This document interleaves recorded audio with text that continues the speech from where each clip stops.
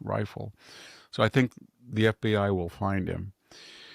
Then the question, just before we get to Charlie himself, was during that question, he was shot right when he was answering a question where the question was, how many transgender shooters? And it was kind of a trick question.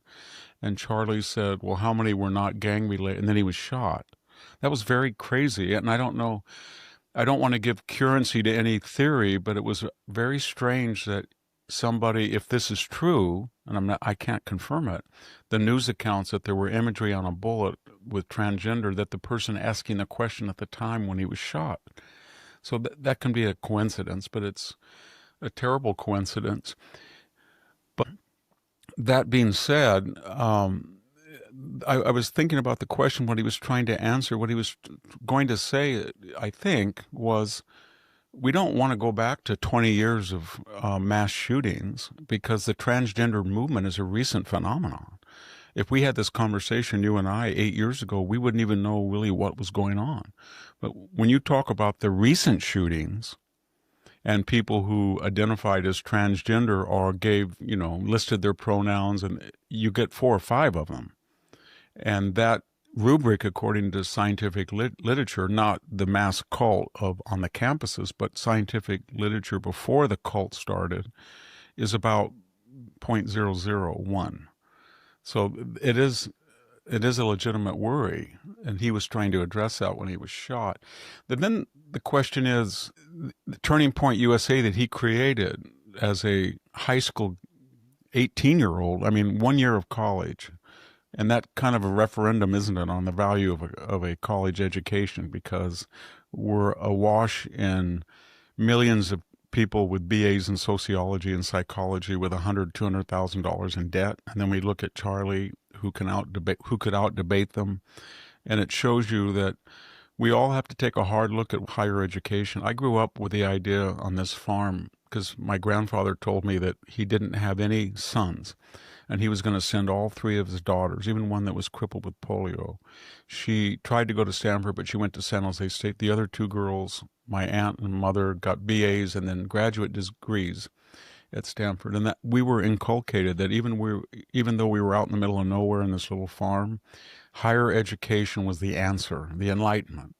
And I went to UC Santa Cruz. I think it did a lot of damage to people there in the 70s. I don't know if I would go to that campus again, but I got a good education. I went to Stanford, PhD. I had all left-wing professors, but they were all liberal and enlightened. They didn't inject their politics. What I'm getting at, I don't believe that anymore, I'm afraid to say. I don't believe that a college education is necessarily a beneficial thing to people, because 95% of the faculty are left-wing, and out of that 95%, 50% of them are not left-wing, they're radically left-wing. And they promote a message of racism, separate dorms, separate spaces, special graduation ceremonies, special admissions based on race, contrary to law and the Supreme Court. They despise Israel. They inculcate an anti-Semitism that's endemic on campus. They glorify Hamas and terrorism. They, meaning the larger culture of the university. I am trying to exempt the science, math, engineering. They're very vital to this country. When I look at the humanities, I don't think it's a positive influence anymore, because when I go to universities, I look at the book orders. I don't see Milton. I don't see Machiavelli. I don't see Montesquieu. I see all of these studies courses, and the literature is pretty much worthless. And it's an indoctrination that these young people get. And so he was trying to fight that. So he would go anywhere, and he was he debated Gavin Newsom. He was laughing. He was not angry. And I think he posed the greatest threat to the left of anybody on the conservative side, because what he was doing was he was preaching that you don't have to be ashamed to be traditionalist and conservative, and all of these other issues. Don't be ashamed to say that the nuclear family or 2 children or normative sexuality is something to be ashamed of. Worry about the fertility rate. We're 1.6. Worry about divorce. Worry about single parent. And that was starting to ignite. And then he was giving a message to young men. I know you're in the age of treat women with respect, but do not leech on women. Do not think they're going to support you. Go out there, get going in your teens, get a house, get a job. So it was a very radical message. And I think when the left scanned the horizon, there were certain people that are in danger, I think, right now. And these are people who have affected change. One of them is Donald Trump. They've tried to kill him twice. And after each time, people celebrated on the internet, as they did with Charlie Kirk. This morning I was looking, I could not believe what people were saying. And then you have these actors, Patton Oswalt or Mark Hamill that was in Star Trek. They're saying things that are absolutely outrageous. They're sending memes about Trump being killed, and then the next person who's in danger is Elon Musk and Charlie Kirk. There's a lot of people, and I don't know how. And when you couple this with the reaction to Brian Thompson, the CEO of United Health, and Taylor Lorenz, as I mentioned earlier, they made a hero out of Luigi Mangione. They want to name a ballot proposition after him here. He is a cold-blooded assassin. So where did this radicalism come from? Donald Trump just exposed it. He tore off the scab and looked at the putrid wound beneath, but he didn't create it.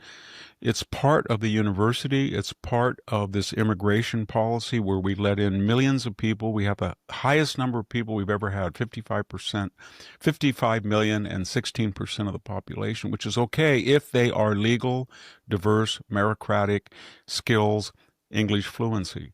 But when you bring that many people in, then you get people like Rashid Tlaib screaming and yelling about how horrible a country is, or Ilhan Omar talking about the trash and the dictators here, or Representative Ramirez saying that her first loyalty is Guatemala, or AOC, second generation, not really attacking the United States and, saying I'm not going to have children because this country is going to be, too hot? We're destroying the planet. So we have these centrifugal forces and the center's not holding. We have the universities undermining traditional America.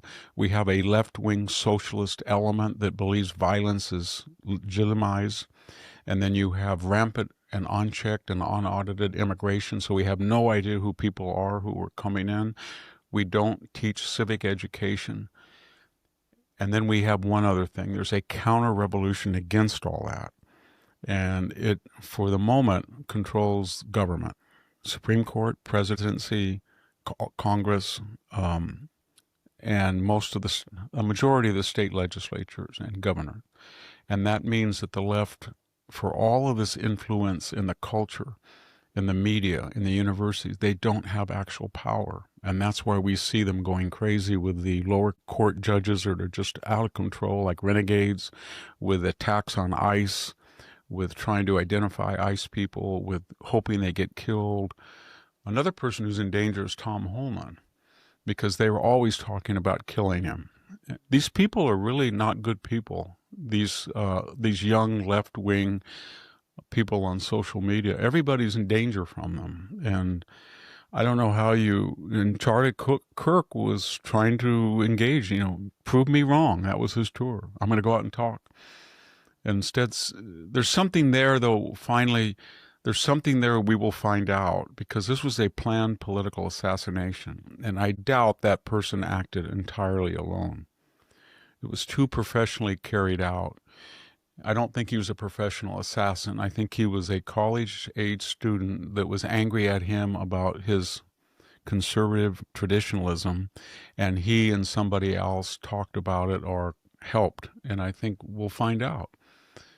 Don't expect the left to disown it, because Congress wanted a moment of silence for Charlie Kirk. Remember that? Not just a prayer.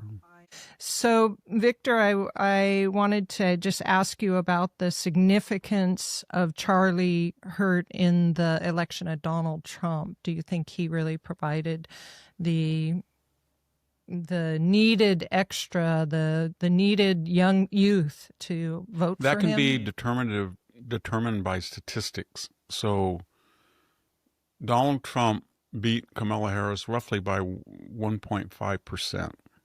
He won all 7 to 8 swing states. When you look at those swing states and you look at the youth vote, he picked up 5 or 6 points. He lost the youth vote nationwide, but when you look at Wisconsin, Pennsylvania, Michigan, he was in 1 or 2 points, and I don't have the data with me, but I think he was even in one of those with youth. And that was because Charlie Kirk's massive Turning Point organization spent millions of dollars registering young people. And he was going to these campuses and saying, you've got to get out and vote. You've got to get out and vote. If people are worried about his legacy and want to honor it, then you could do nothing better than go out right now and register to vote en masse. And the best way to send a message to the people who killed him and the people who are glorifying in that horrendous act is for everybody, each according to your station, to go out and register and show up at the midterms and vote and have a historic occasion where the N party, the Trump presidency, wins the first midterm, wins it.